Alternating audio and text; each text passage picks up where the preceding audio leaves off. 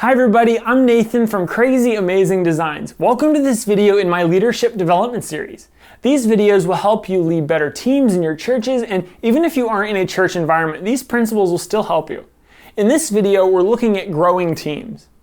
We have talked in previous videos about how most of the people on your teams probably won't be there forever. Their callings in life are to be nurses, teachers, or mechanics, or like a million other things. Serving on this team for most is a way to serve in the church while they grow as leaders and Jesus followers. Let's always be focused on building a team of leaders. For me, I find value in teaching and investing into other people. Everyone isn't like me though, so work your strengths and identify someone that you can pour into, that you can teach what you know and what you want other members of your team to know. As you teach that person, they can begin teaching other members of the team. That person is what I would call a trainer. As I teach them, they can identify other people on the team that can also become trainers. People who teach others on the team, and the cycle continues. Eventually, that trainer that you originally poured into is simply giving guidance to other team members and trainers.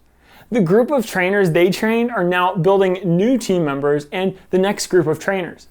This is a perfect example of leadership development. For someone who wants to become a teacher, public speaker, politician, or a million other jobs in society, learning a skill and then developing others helps them develop the necessary skills for their future. As people are developed on your team, you are going to find out pretty quickly that there will be people at every stage of development.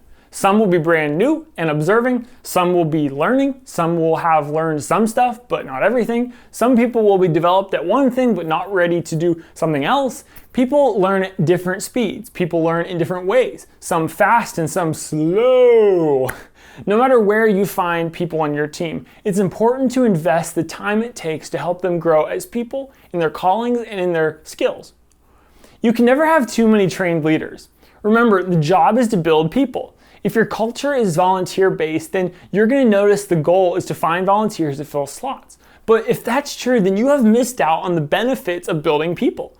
When your goal is to build leaders, a result of this will be that the slots get filled by people who embrace the values of the church and want to see its mission furthered. They will also want to invest in others the same way that people invested into them.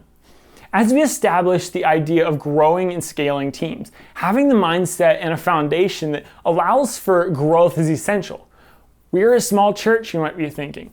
Yeah, that's probably true. Most churches are. But I hope that you have a desire to build people, and as a result, grow the impact in your community. For you, this might need to be applied to not only a specific team in your church, but to the structure of your church as a whole. Both churches and businesses need teams to accomplish their goals, and establishing a culture of growth in your team is super important. In my teams, I want everyone to realize that they have a God-given ability to be a leader. This doesn't mean all of them will become the next president or CEO of a big company, but like we talked about before, it's important that leadership development happen.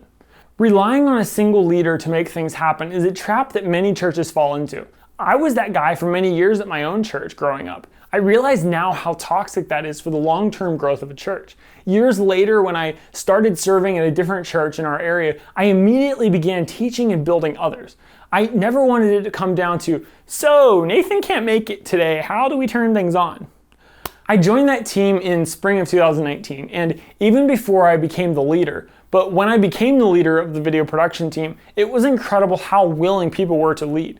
It was a slow process at first, teaching them things like tripod skills, talking about framing techniques for those running manned cameras, but as they began to understand those things, I noticed how willing they were to teach others what they had learned. Several times it made me so proud as I watched people I had poured into teaching others the same things that I had taught them. Even simple things like keeping wires hidden and together nicely. They were willing to jump in and teach because I made it clear from the beginning that my intention was to teach them, and then even before they were ready, I would ask them to teach someone else how to do it. I created an environment where failure was not fatal, and they knew that they could always ask me or someone else on the team if they got stumped. I knew they would learn just as much by teaching others as they did by me explaining something. This is the most important stuff I have ever learned. When people begin to see themselves as leaders and not just followers, people who fill slots, I believe they will never view what they do in the same way. There becomes a sense of ownership that drives them to think more about the team, the goals, how it fits into the mission of the church. Structuring teams is super important.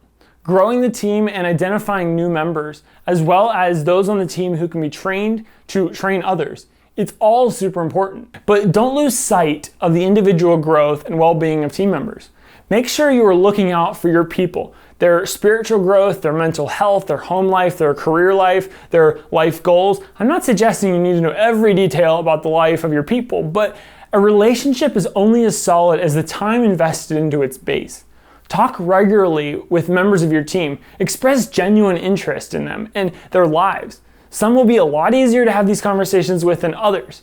I'm told I say all the time that pre-service time is not team bonding time. When I say that, I don't mean on Sundays you shouldn't check in on others to see how they are doing, but for people who are truly in community, real conversations should be more intentional and happen when there is more time to really talk, pray, cry, and support each other in and through something tough. Something I like to do is grab lunch or coffee with members of your team. This is my favorite. It is, especially when Chick-fil-A is involved. I heard someone say, don't even think about correcting someone's guitar playing until you know the names of their kids. Whew. Lots of churches do life groups or some sort of small groups that meet regularly. I think teams inside the church are basically default groups that are formed to meet a need. These teams attract people with similar passions, interests, and goals.